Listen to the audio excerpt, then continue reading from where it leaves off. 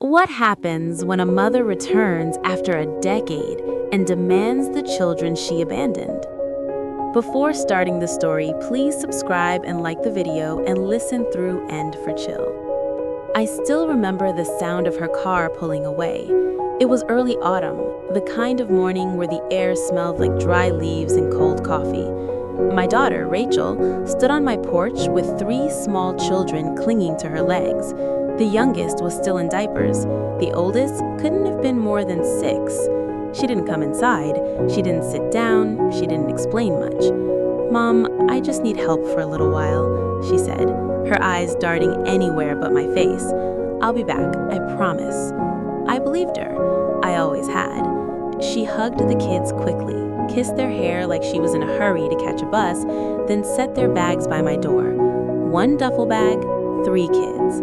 That should have told me everything. When her car disappeared down the street, my grandson Ethan asked, "Grandma, when is Mommy coming back?" I smiled the lie all grandmothers learn to smile. "Soon, sweetheart." I didn't know that soon would stretch into 10 years. At first, I waited. I kept my phone close, I slept lightly.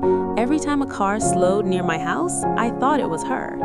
Rachel called sometimes, short calls, vague excuses.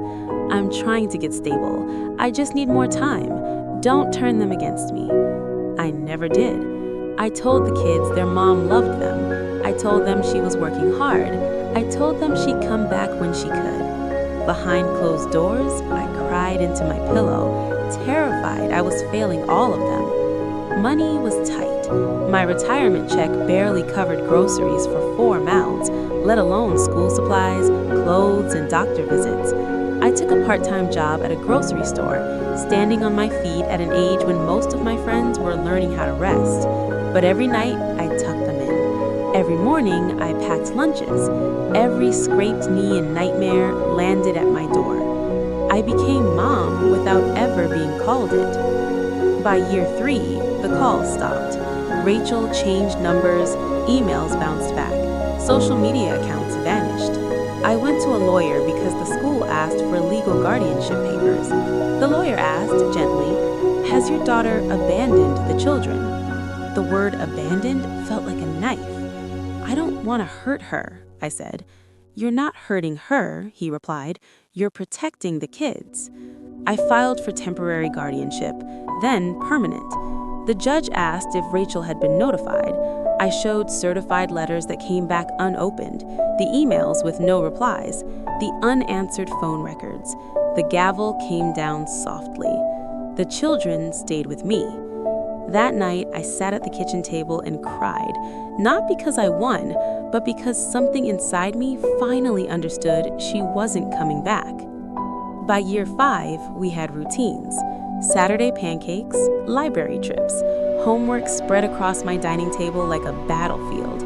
Ethan stopped asking when his mom was coming back. Lily started calling me Grandma Mom as a joke that stuck. The youngest, Noah, introduced me at school as my mom, then corrected himself, confused, as if the distinction no longer mattered.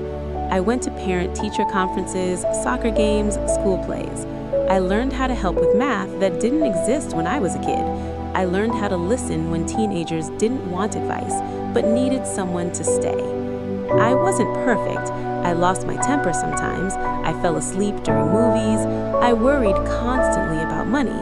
But the house was full of laughter. It was full of safety. It was home.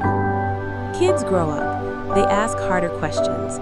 Why doesn't Mom call? Did we do something wrong? Does she even want us? Those nights were the hardest. I never spoke badly about Rachel. I never lied, but I chose my truths carefully. She had problems she didn't know how to fix. She loved you, even if she couldn't show up. Inside, I wrestled with anger, with grief, with a sense of betrayal that aged me faster than time. Still, I held the line. Love without poisoning the past. The knock came on a Tuesday. 3 sharp raps. When I opened the door, 2 police officers stood on my porch. My heart dropped so hard, I thought I might pass out. "Ma'am, are you the legal guardian of Ethan, Lily, and Noah?" one said. Yes, I whispered. You're being accused of kidnapping. The world tilted. Rachel stood behind them, arms crossed, eyes cold, a stranger wearing my daughter's face. She stole my kids, Rachel said. I want them back. The kids heard everything. Ethan stepped forward, shaking. That's not true. Rachel didn't look at him.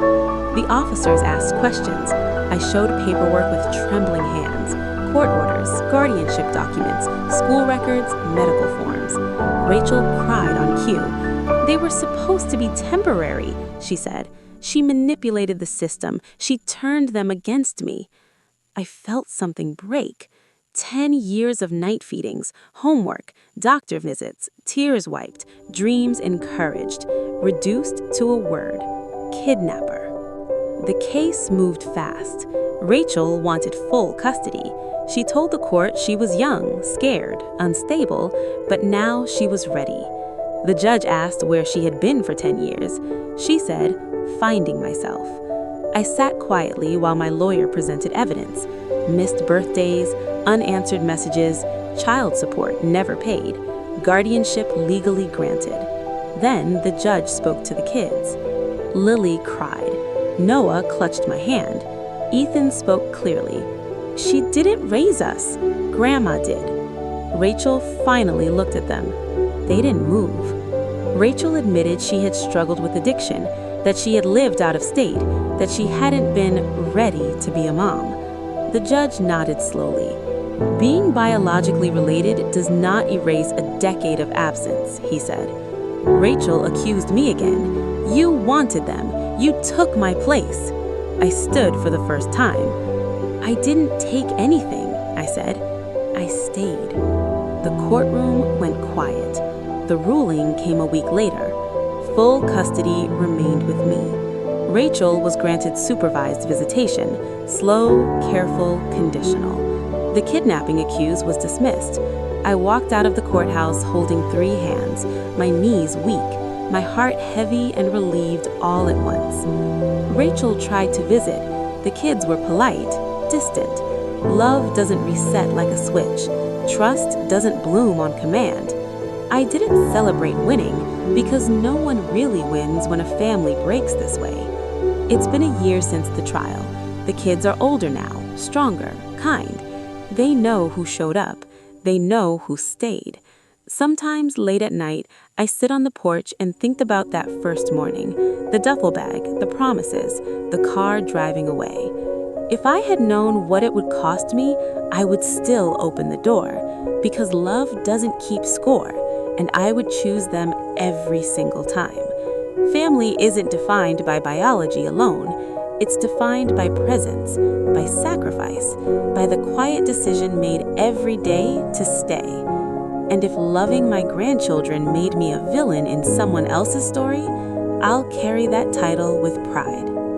I tell people I didn't mean to disappear, that I didn't plan it, that it just happened. But the truth is harder to say out loud, because once I say it, I have to live with it. I left. I didn't fall off the map. I didn't get lost. I made a choice, and I've spent 10 years trying to outrun the sound of my own children crying behind me. I remember my mother's porch better to remember most of my children's baby years. That should tell you something. The wood railing was chipped. There was a spider web in the corner by the light.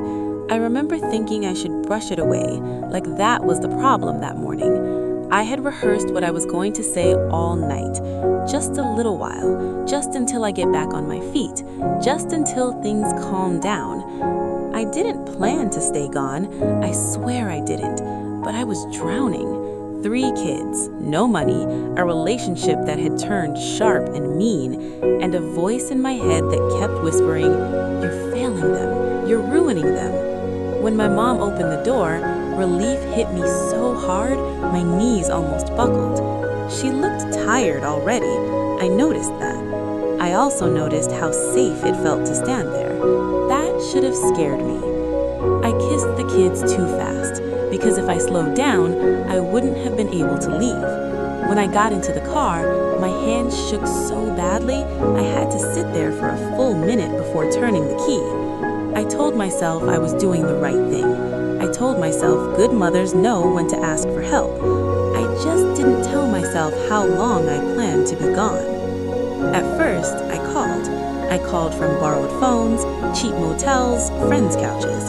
Every call made me feel worse. The kids sounded calmer, happier. My mom sounded tired but steady. They didn't need me in the way I needed them to need me. That realization scared me more than any bill or threat ever had. So I started spacing out the calls, then shortening them, then avoiding them altogether.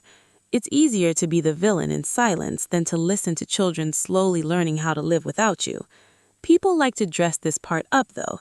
They call it finding yourself. What I was really doing was running from responsibility, running from guilt, running from the mirror. There were nights I didn't know where I was sleeping. There were months I did. If that story gave you chill, drop a like, subscribe, and comment so I know you made it to the end. I've got another one. See you then.